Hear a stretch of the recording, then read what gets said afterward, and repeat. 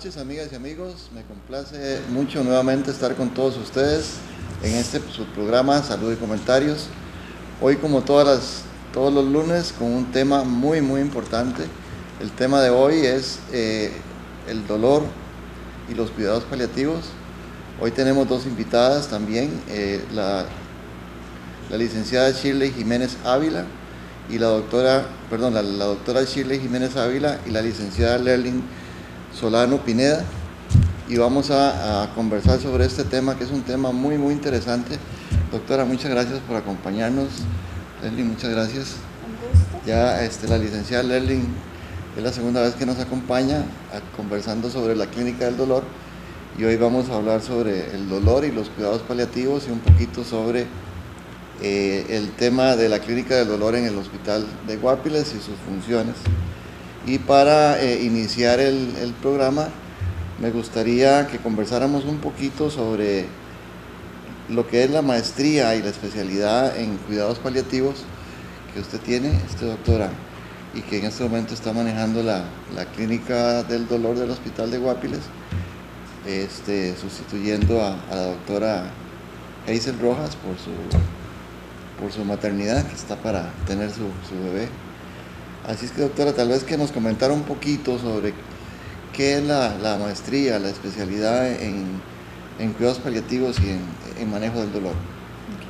Bueno, primero que todo, muy buenas noches, doctor Brenes, Lerlin, compañera de la clínica del dolor, ¿verdad? Para empezar, sí, muy importante tener en cuenta una maestría y ahora especialidad que también se da. Antes en Costa Rica eso no era conocido, gracias a Dios hace unos años existe esa opción. La maestría en cuidados paliativos se da en dos universidades en Costa Rica, tiene aproximadamente una duración de año y medio, ¿verdad? Donde se pueden hacer pruebas de grado o tesis también. Se dan en dos universidades, ¿verdad? No es propaganda, la Universidad Católica y la Universidad de Santa Paula son las universidades en Costa Rica donde se están impartiendo actualmente. También hace aproximadamente 2 años se empezó con lo que es la especialidad ya así propiamente dicha por el CENDEIS, que ha venido a fortalecer muchísimo todo lo que es este tema, ¿verdad? Sin duda alguna, la parte de cuidados paliativos es sumamente importante para una serie de pacientes. No es solamente pacientes oncológicos, sino que también son pacientes que se llaman paliativos no oncológicos y paliativos oncológicos, y lo que es el manejo del dolor, ¿verdad? Sumamente importante, como les decía. Gracias a Dios se da esa posibilidad y se han abierto una serie de clínicas del dolor, para mencionar lo que es la región Huetar Atlántica, ¿verdad? Que hace aproximadamente 1 año, una cosa así, ya se abrió en el sector de Talamanca, ¿verdad? Eso ayuda a darle más territorio, a fortalecer mucho más todos esos pacientes que son de zonas muy alejadas donde anteriormente era difícil el acceso, ¿verdad? Este tema siempre me gusta tocarlo porque para los estudiantes de secundaria que vayan conociendo no solamente el hecho de que sea una enfermera, de que sea un médico, que ellos sepan, que conozcan para cuando definan su proceso profesional de preparación, pues sepan de que en el caso suyo, doctora, existe una profesión como médico cirujano. Uh-huh. Y que posteriormente hizo su especialidad en cuidados paliativos y atención del dolor. Licenciada Lerlin Solano, bienvenida. Muchas gracias, doctor. Buenas noches a todo el público y a los presentes aquí, ¿verdad? Y gracias por tomar otra vez en cuenta la clínica del dolor. Le agradecemos de antemano eso. Quería agregar unas palabras a lo de la doctora, que es importante tomar en cuenta pues también el esfuerzo de la Caja Costarricense de Seguro Social a través del doctor Isaías Salas, ¿verdad? Que ha formado y que en este momento tiene la responsabilidad o es casi como el principal responsable también de la especialización de cuidados paliativos, ¿verdad? En médicos.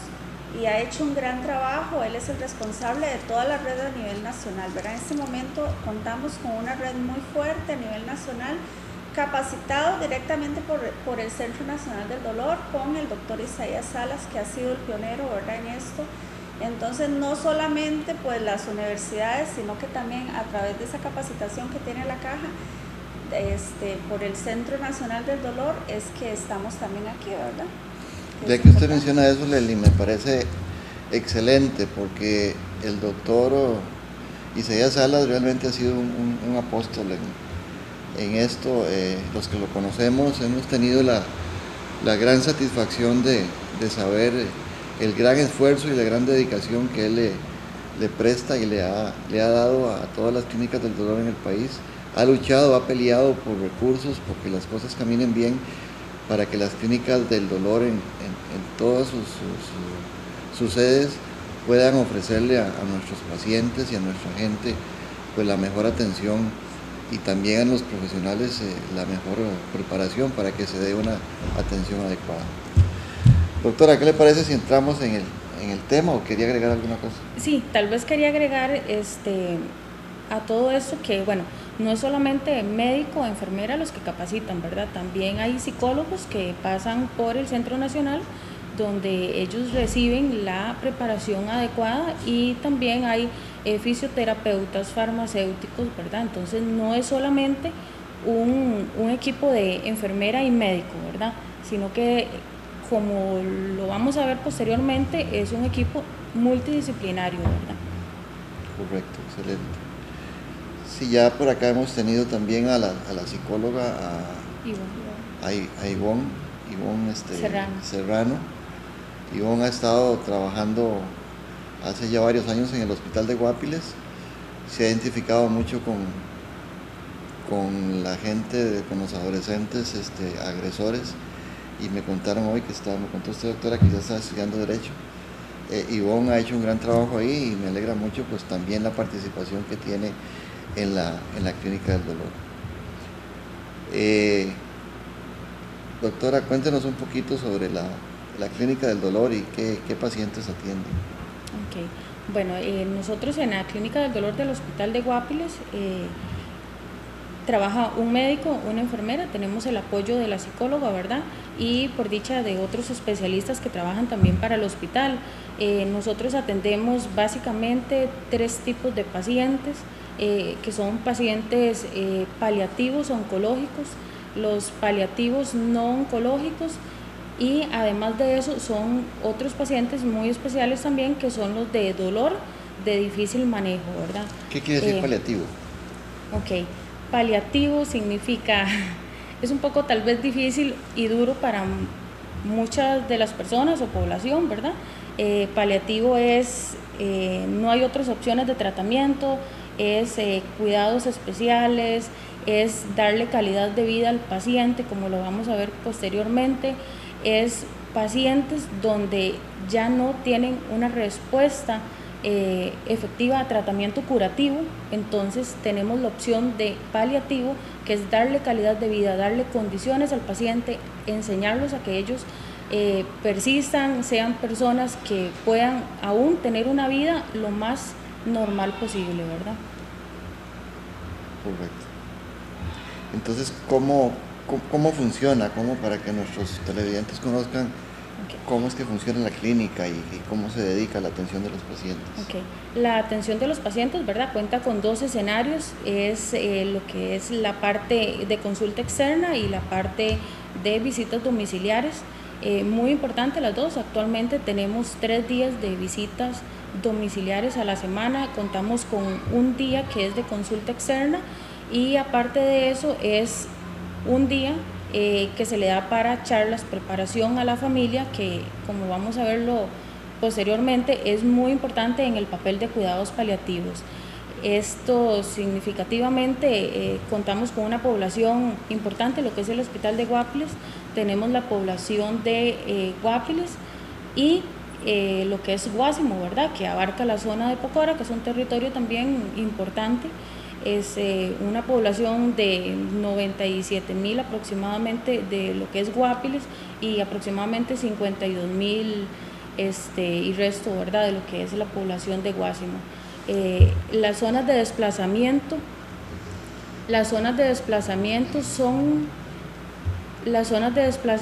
son bastante extensas, ¿verdad? Esto debido a todo el trayecto que hay que abarcar, ¿verdad?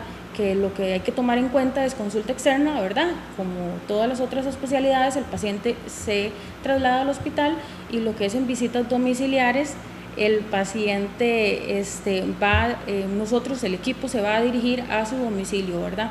Tomando en cuenta las distancias, tomando en cuenta las condiciones de cada paciente definitivamente, ¿verdad? Excelente. ¿Cómo es el manejo del paciente? ¿Cuáles son los cuidados? Hablemos un poquito del paciente oncológico. Ok. Bueno, básicamente el paciente oncológico es un paciente bastante especial para nosotros, muy importante. Todos son importantes, pero estos pacientes tienen una situación bastante diferente. ¿Por qué razón? Porque un día pueden estar bien, al día siguiente están mal, o horas después están mal, después de que nosotros le hacemos la visita, ¿verdad? Entonces son pacientes que debemos de tenerlo con una vigilancia bastante importante, tomando en cuenta que nosotros también les damos la opción de que nos llamen, inclusive al mismo teléfono personal de nosotros en muchas ocasiones, ¿verdad? Porque son pacientes que necesitamos darles la atención lo más pronta posible, ¿verdad? Entonces no es a veces solamente la atención donde nos dirigimos hacia el paciente o el paciente pueda llegar a la clínica, sino que también por medio de llamadas telefónicas, por medio del paciente, por medio de consultas indirectas, todo eso es parte del manejo que también se le da al paciente. El manejo del paciente es un manejo integral, como les mencioné anteriormente, es un manejo multidisciplinario. Básicamente lo que es cuidados paliativos se refiere a eso, ¿verdad? Que es un manejo integral, un manejo multidisciplinario, que es un manejo tanto a pacientes con una enfermedad avanzada, progresiva e incurable, ¿verdad? Entonces tenemos que tomar en cuenta todos esos factores para poderle dar la atención a ellos. Definitivamente, como les he recalcado, son pacientes especiales. En este caso debemos de personalizar, no es lo mismo todos los pacientes de un tumor de cerebro, no es lo mismo todo paciente de un tumor, por ejemplo, de pulmón, o todos los pacientes de un tumor de próstata, por ejemplo. Cada paciente es diferente, cada familia, el rol que juega en la familia es un papel totalmente diferente, para lo cual tenemos que individualizar definitivamente el manejo. No existe un manejo que a todos sea una receta para todos, ¿verdad? Todos se manejan de una forma diferente. Como le digo, hay muchos factores: el factor distancia, el avance de la enfermedad, la condición del paciente definitivamente, y lo que es el entorno, porque no podemos olvidar que la familia juega un papel sumamente importante. Nosotros les damos las recomendaciones, qué es las pausas que hay que seguir, cuáles son los cuidados, los capacitamos para los diferentes usos, ya sea de tratamientos subcutáneos o intramusculares, o el manejo que se les pueda dar, inclusive con uso de oxígeno a nivel domiciliar, ¿verdad? Entonces tenemos que tomar en cuenta que la familia es los que al final van a llevar a cabo el proceso, ¿verdad? También. Definitivamente el paciente con cáncer o el paciente oncológico altera el funcionamiento normal de la familia, y la participación de la Clínica del Dolor es muy muy importante. Y yo tuve la experiencia hace unos años cuando mi papá, que en paz descanse, tuvo su problema de cáncer. La alegría y la felicidad que sentía la familia cuando llegaba a la clínica, la gente de la Clínica del Dolor. Y mi papá también decía, bueno, ¿cuándo van a venir? ¿Ya van a llegar? ¿Cuándo llega?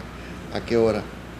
Y la orientación que se le da a la familia para que puedan entender ese proceso tan difícil que es el proceso irreversible hacia la muerte, y que usted ahora, doctora, probablemente nos vaya a comentar sobre el duelo del paciente y el duelo de la familia, que son dos cosas muy diferentes ahora más adelante. Pero me gustaría que la licenciada Lerlyn Solano nos comentara cuál sería entonces la función que hace el personal de enfermería, usted que ya tiene mucha experiencia y varios años de estar en la clínica, cómo se desarrolla la actividad, sobre todo en los dos escenarios como mencionaba la doctora, un escenario en la consulta externa, en la clínica, específicamente en el hospital, y el otro escenario en el domicilio con el paciente y con sus familias.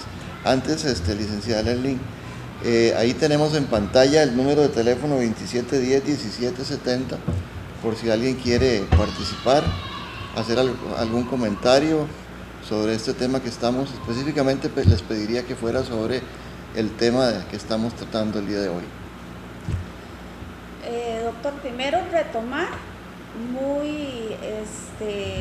como lo dijo muy acertadamente la doctora, que el manejar pacientes con enfermedades terminales y no terminales, con dolor crónico, es no solo el paciente, sino es la familia enferma, ¿verdad?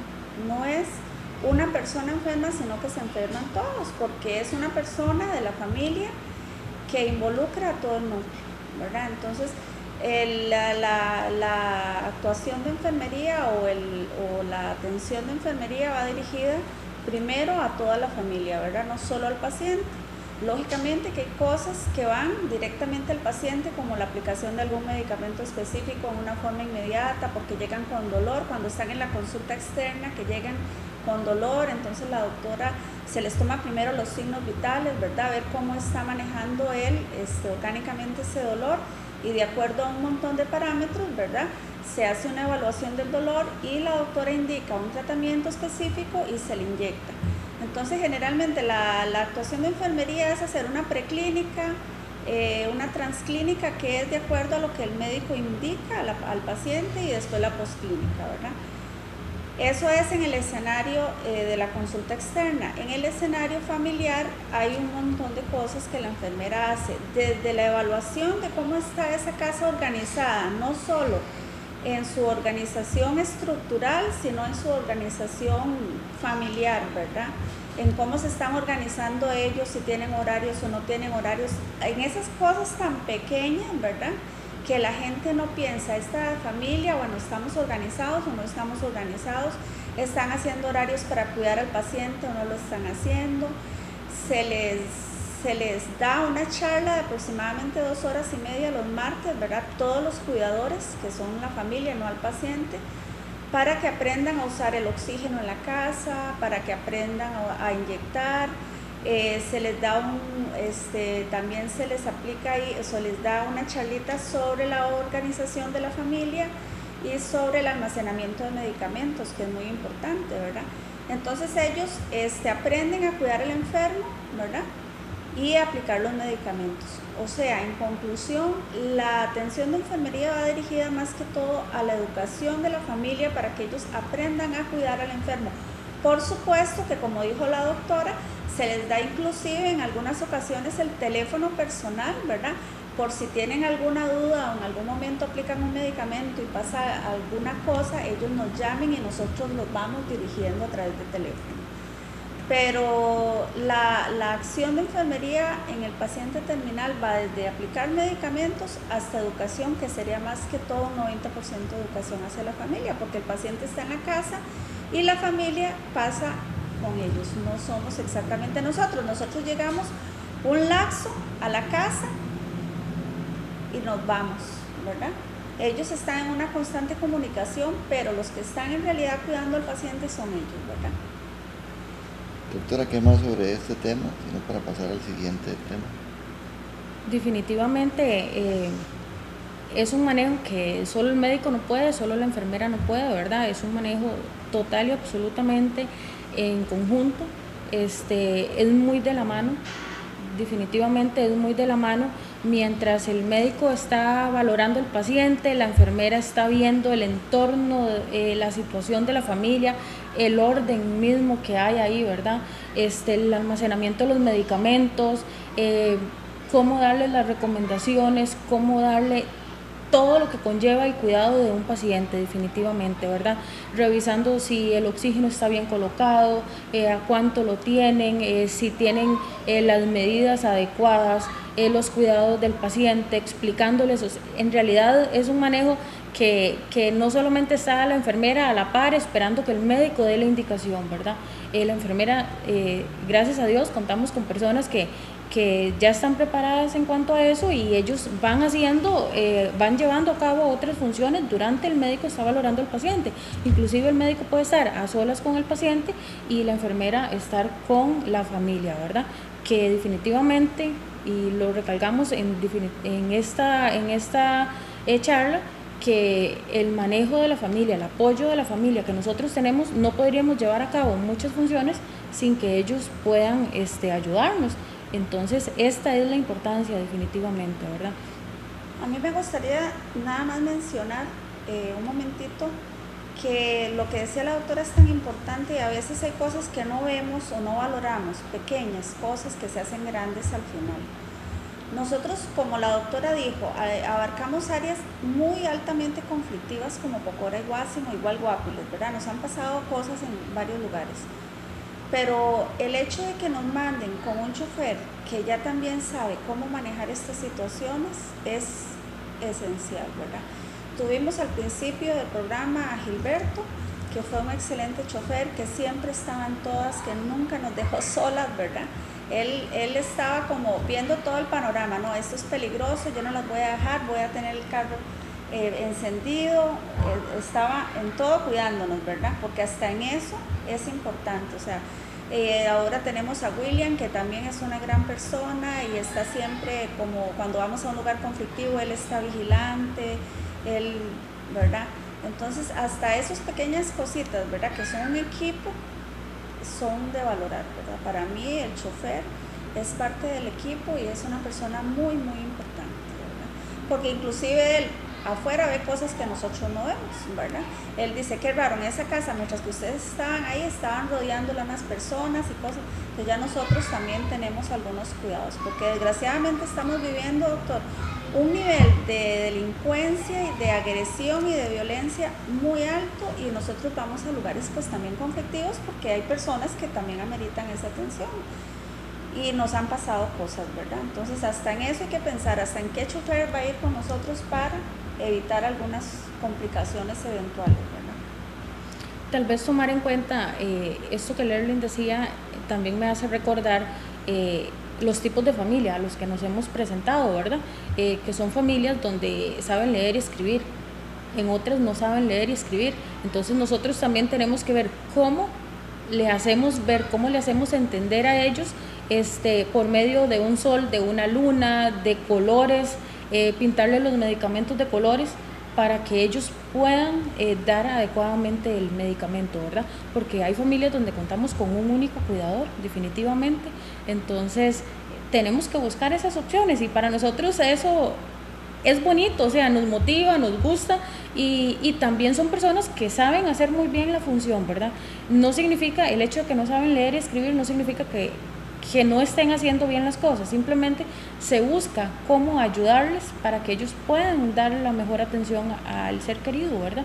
Entonces es también, como les digo, la parte de cuidados paliativos es realmente motivante ver cómo la familia se involucra, es lo que nosotros tratamos de hacer, involucrar a la familia o involucrar a un cuidador o inclusive en ocasiones son hasta vecinos los que nos ayudan con todo eso, ¿verdad?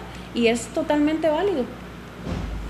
Nuestras profesiones, de tanto como de médicos como enfermería, son profesiones muy gratificantes, a veces muy difíciles, a veces muy dolorosas, pero cuando uno ve que el esfuerzo que se hace rinde frutos, uno se siente satisfecho. Bueno, yo creo que todos los que hemos estudiado la profesión, pues sabemos de que tenemos que estar peleando contra la muerte todos los días y a veces la muerte nos gana la batalla, pero precisamente hasta uno mismo como profesional tiene que prepararse para eso, porque yo no sé si el tercer duelo sería el del profesional al perder un paciente. Lo que pasa es que bueno, nosotros no podemos ser subjetivos, sino hay que ser muy, muy objetivos, porque si no estaríamos probablemente ya en el hospital psiquiátrico viendo tanta muerte y tanta cosa. El manejo del paciente con cáncer o con dolor es muy, muy, muy difícil, es muy complicado, y sobre todo, pues como ustedes lo mencionan, el hecho de tener que participar a la misma familia para que la misma familia también forme parte del equipo, porque en realidad la familia se convierte en parte del equipo de atención con las indicaciones que ustedes les dejan. Vamos a ir a un pequeño corte comercial y estaremos regresando con ustedes en unos instantes.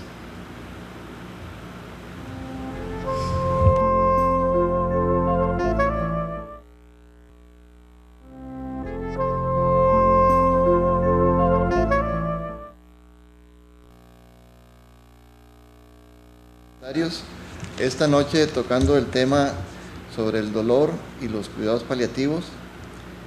Para ello hemos tenido la gran oportunidad aquí en Canal 36 de contar con la doctora Shirley Jiménez Ávila, que es especialista en cuidados paliativos y atención del dolor, y la licenciada Lerlin Solano Pineda, ambas enfermera y médico de la Clínica del Dolor del Hospital de Guapiles, a quienes reiteramos el agradecimiento por estar con nosotros. Ahí en pantalla aparece el número de teléfono, el 2710-1770, por si alguno de nuestros televidentes quisiera participar o hacer algún comentario, alguna pregunta específicamente con este tema. Doctora, ¿cómo es el abordaje? Yo me imagino que no es lo mismo la primera visita que ustedes hagan a un domicilio o la primera vez que un paciente llega con su familia a la clínica. ¿Cómo es que se aborda, cómo es que se enfrenta o cómo es que se atiende ese gran conflicto, sobre todo de las familias que a veces no quieren, primero no quieren que se le diga al paciente, y segundo, cuidado le dice a mi mamá, cuidado le dice a mi hermana, cuidado le dice a fulanito, porque le va a dar un infarto, porque le va a dar esto, porque le va a dar el otro. A veces se mantiene, creo que ustedes le llaman la conspiración del silencio. Conversemos un poquito sobre ese tema porque me parece algo muy, muy importante. Efectivamente es un tema bastante bonito. Con respecto a eso, lo enfrentamos todos los días que tenemos pacientes nuevos, tanto en consulta externa como en visitas domiciliares. Se nos presentan los casos donde el paciente no quiere que su familia se dé cuenta, o su familia no quiere que ese ser querido se entere de su verdadero diagnóstico, sin tomar en cuenta que ya por ambos lados lo saben en muchas ocasiones, ¿verdad? Entonces sí, se llama conspiración del silencio cuando el paciente no quiere hablar del tema. Él asume, está enterado. ¿Por qué?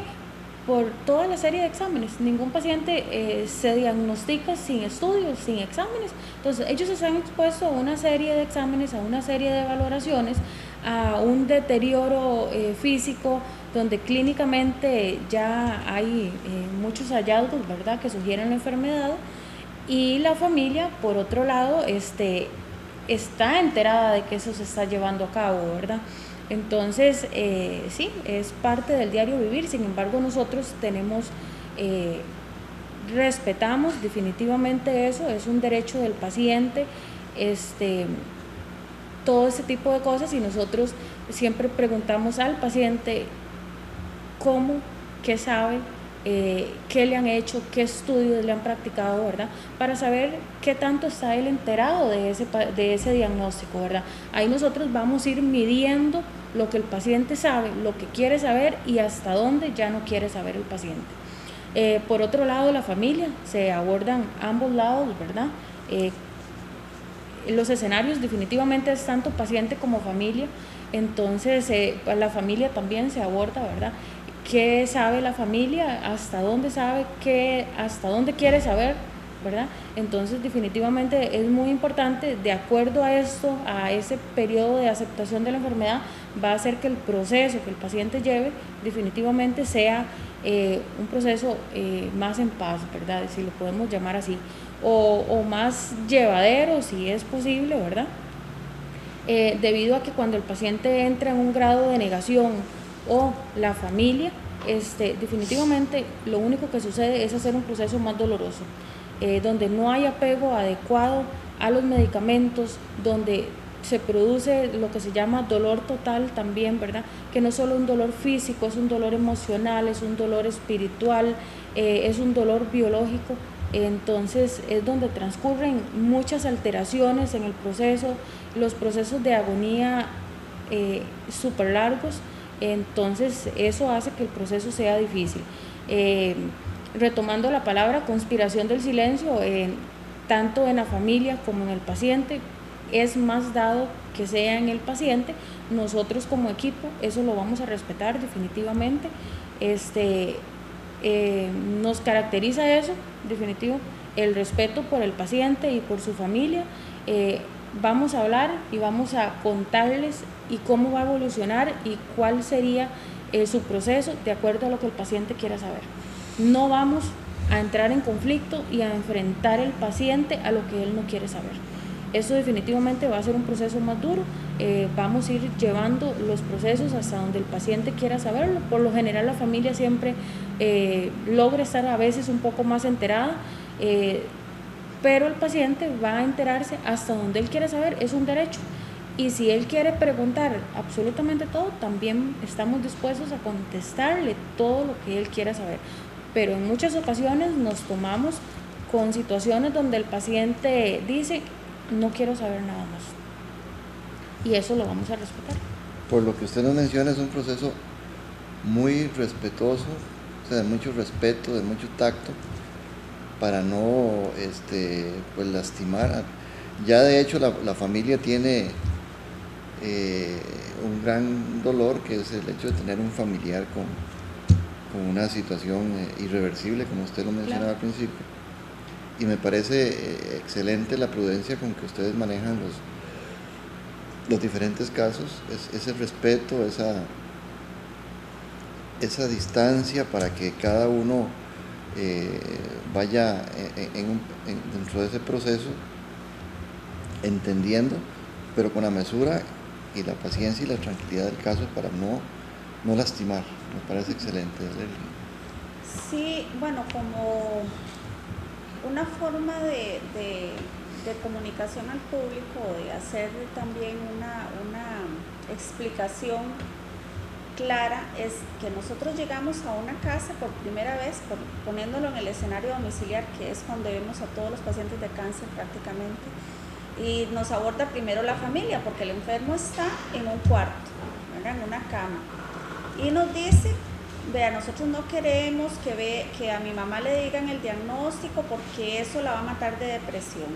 Entonces nosotros, doctor, lo que hacemos en ese momento es decirle a la familia: nosotros no vamos a decirle, les vamos a respetar la decisión de la familia, pero si el paciente nos pregunta qué es lo que tengo y el paciente está consciente y orientado y quiere saber qué es lo que tiene, el paciente también tiene derecho a saber qué es lo que tiene, ¿verdad?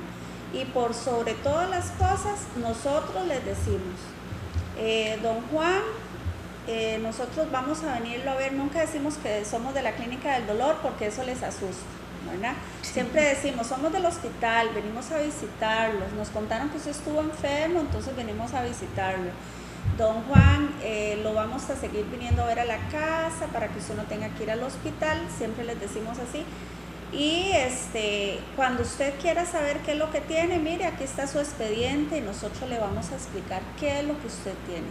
Entonces, en realidad, pues la decisión, además de que es de la familia, si el paciente está consciente y orientado y es un paciente joven, ¿verdad?, nosotros sí le damos la toma de decisión a él. Todas las personas tienen derecho a saber qué es lo que tenemos, ¿verdad? No es justo que una persona ha sido sometida a una serie de exámenes altamente invasivos y dolorosos y que al final esté mal, con dolor y no sepa ni qué es lo que tengo, ¿verdad? También, entonces, esas cosas son importantes. Y como decía la doctora, Eso va a ayudar a que ese paciente acepte y tolere su tratamiento adecuadamente y también tenga una forma de morir, ¿verdad?, en paz. Sé que voy para un camino irreversible, voy a tomarme el tratamiento para que no me dé dolor, voy a hacer lo que tengo que hacer, voy a hacer un testamento, voy a escoger la caja en que me van a enterrar. Sí, yo no quiero la de peluche, o yo quería la de peluche y me compraron una de madera, no sé. Voy a arreglar las cosas. Si tengo un hijo que tengo 3 años de no verlo porque me enojé con él, entonces voy a llamar a mi hijo o voy a llamar a mi hermana para contentarme con ella, porque ya yo sé que yo voy a morir. Ya la doctora y la enfermera vinieron aquí y me explicaron qué dicha, ¿verdad? El doctor Isaías Salas, igual yo comparto esa opinión, siempre nos decía, si yo me muero me quiero morir de un cáncer. Y yo pienso lo mismo, ¿verdad? ¿Por qué? Porque voy a morir sin dolor, probablemente voy a estar atendida por la clínica del dolor y me va a dar tiempo de hacer las cosas que yo puedo hacer, ¿verdad? Es muy diferente a morir que de un infarto que no te dio tiempo, pero ni de despedirte de nadie, ¿verdad? Y podría también escoger qué es digno para las personas. No quiero que me lleven al hospital, no quiero morir en un hospital.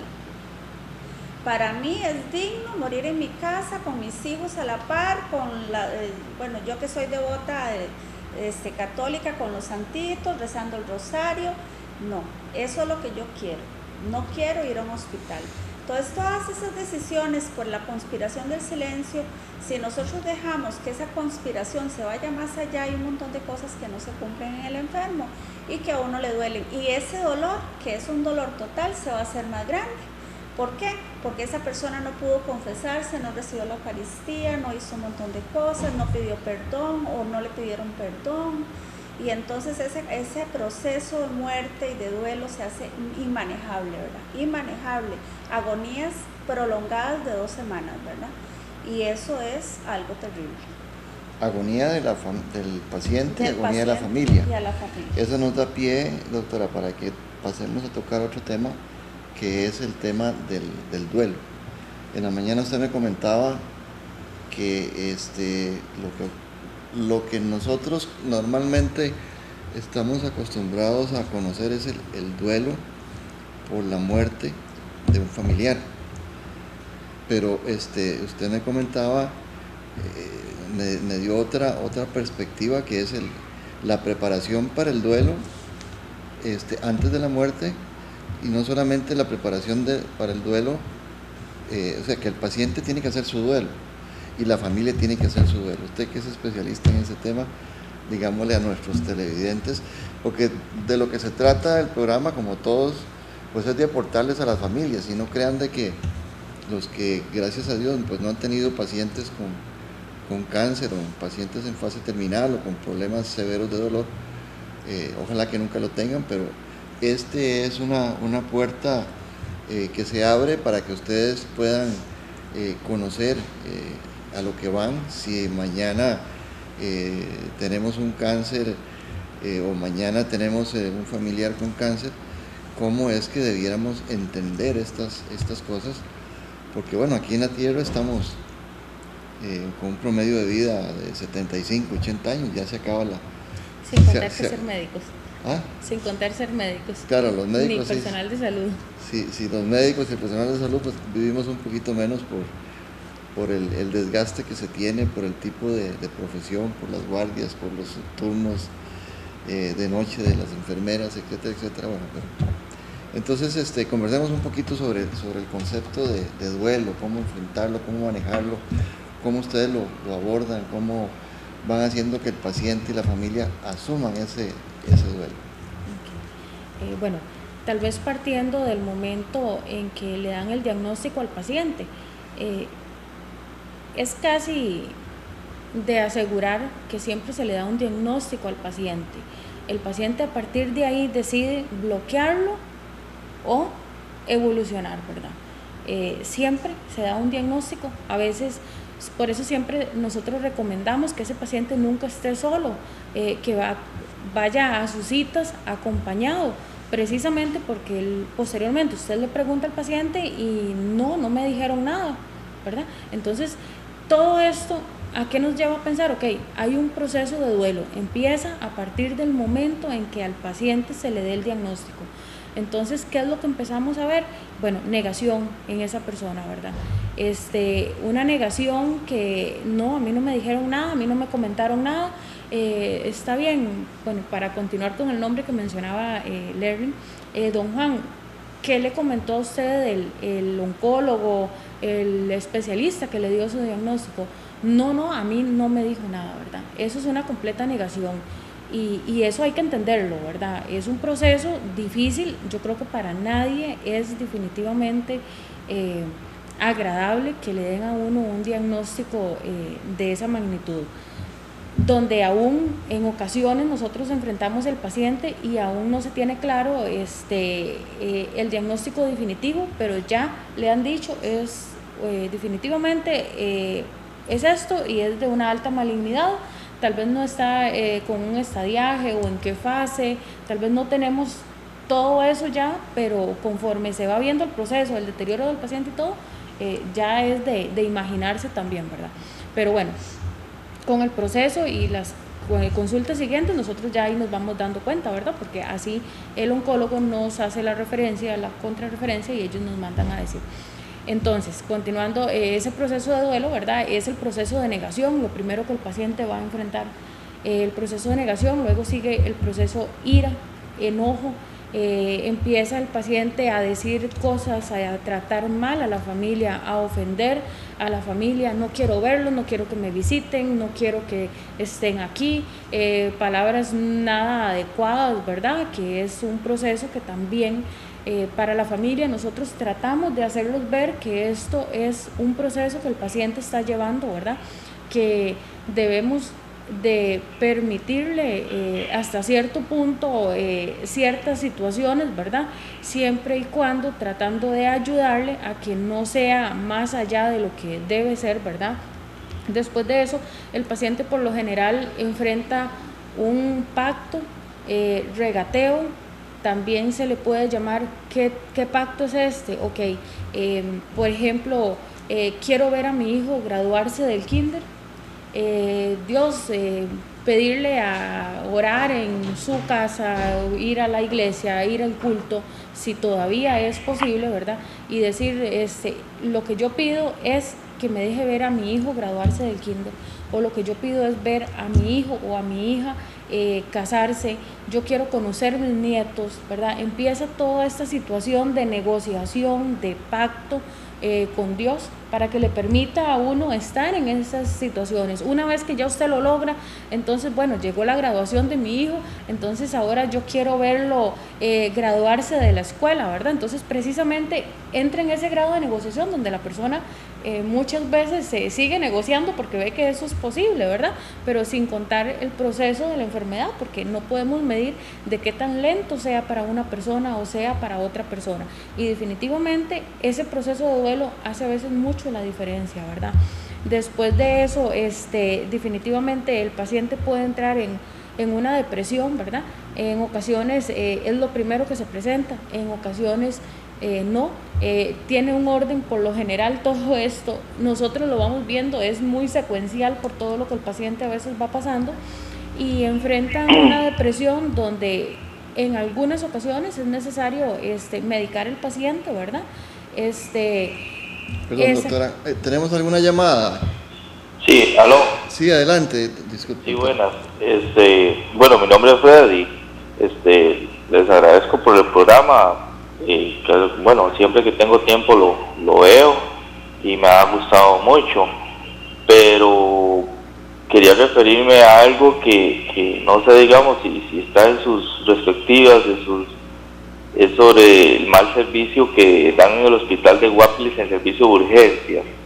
Sí, tal vez que compañero, el tema de hoy son los cuidados paliativos. Si usted gusta, en el momento que tengamos ese tema aquí, con mucho gusto, o cualquier Sí, es que era por lo menos como para que lo tuvieran presente, sí, como para que se hablara de eso. Sí, es que nos quedan ya pocos minutos para que la doctora pueda terminar de presentar. Sí, no, está bien. Yo era más que todo para apenas puedan que se pudieran referir de eso, porque ya existen demasiadas personas molestas sobre eso. Está bien, muchas gracias. Muchas gracias.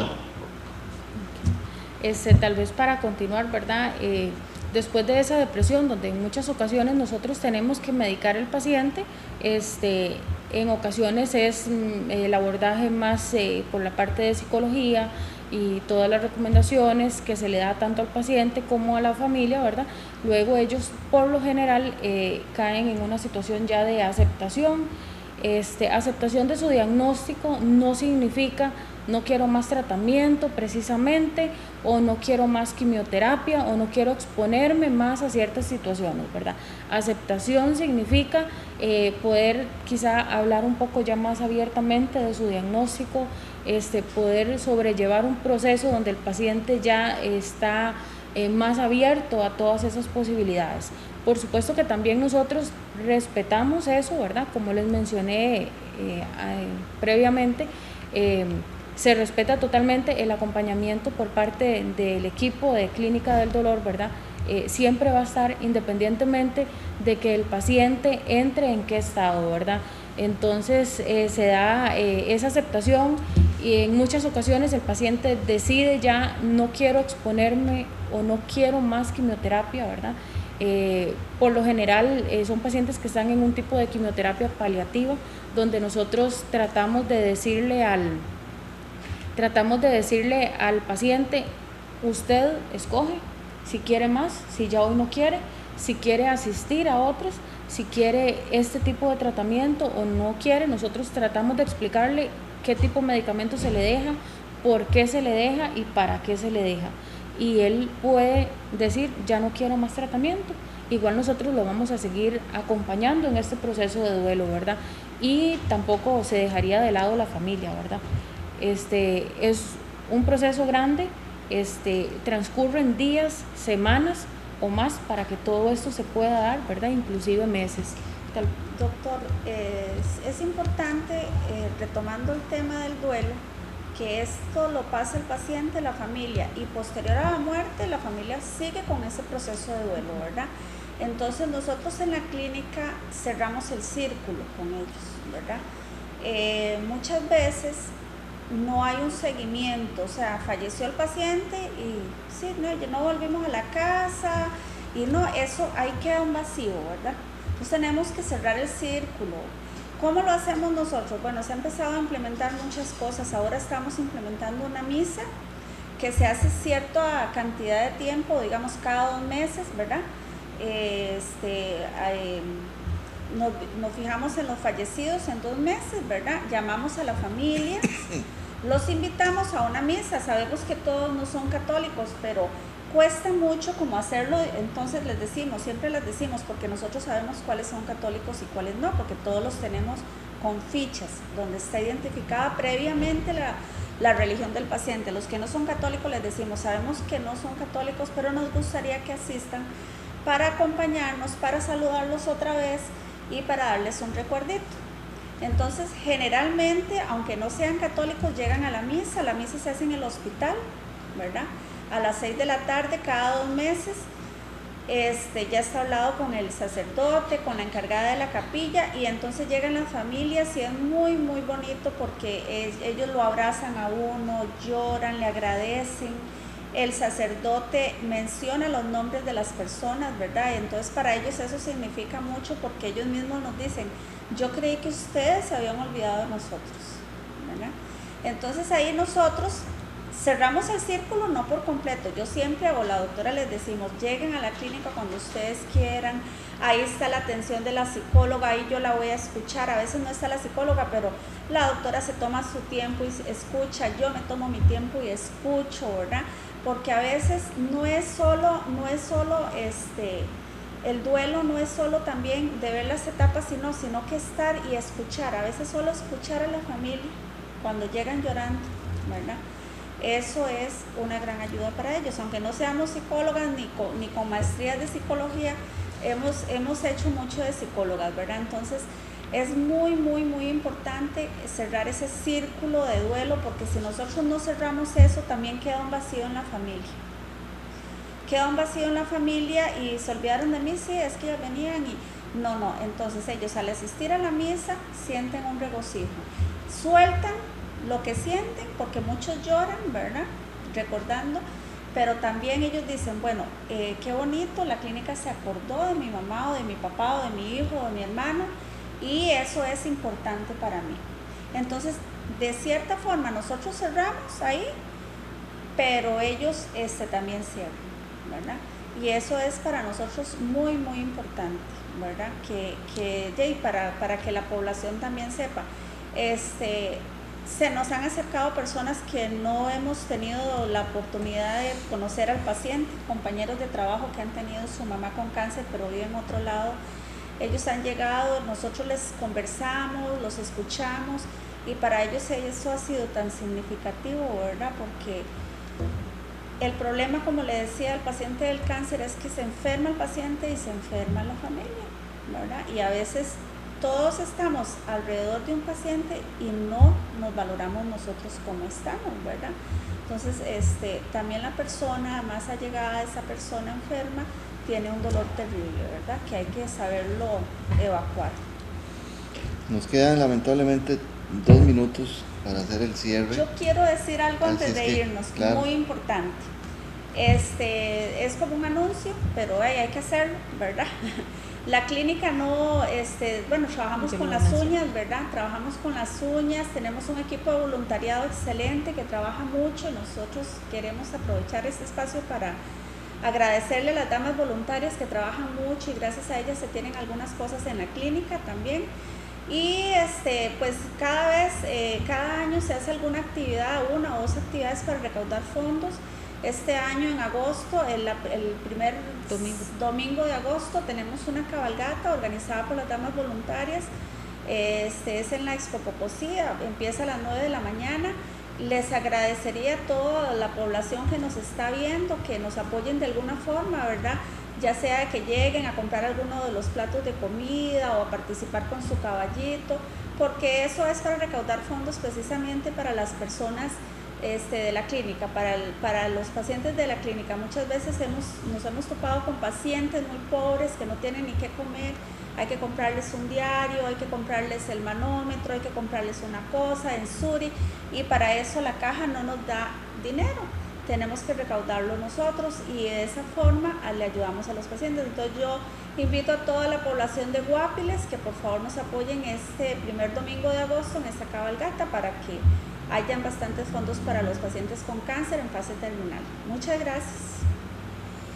Doctora, nos quedaron muchas cosas por hablar sobre el dolor y lamentablemente el tiempo nos ganó, pero podemos dejarlos para otra ocasión. No sé si usted tiene alguna otra cosa para cerrar.